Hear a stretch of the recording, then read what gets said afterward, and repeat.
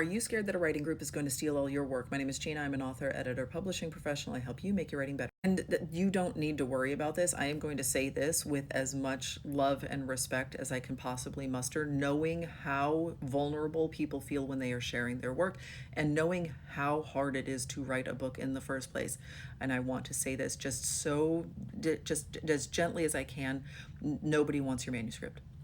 Nobody wants to steal your unfinished, unpublished manuscript. It is way too hard to get a manuscript across the finish line to publication that you cannot do it with somebody else's stuff.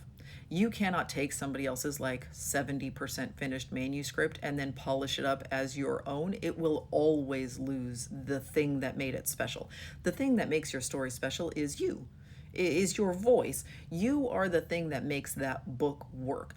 Even when you are working with a professional editor, they are going to work to preserve your voice and your point of view and the way that you tell that story.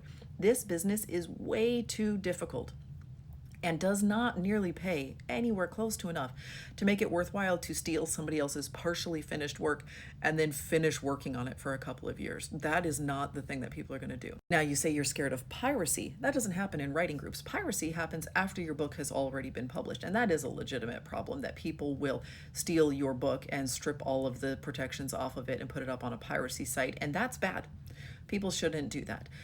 They should get their books from libraries. There are libraries that will allow you to have a card with them, even if you do not live within their jurisdiction.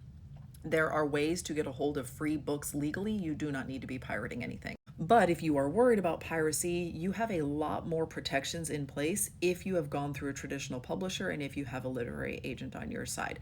They cannot prevent it entirely. The internet is a lawless place that is being governed by ghosts, as far as I can tell. So they are not going to be able to prevent all of it, but they will be able to protect you better and they will be able to prevent more of it.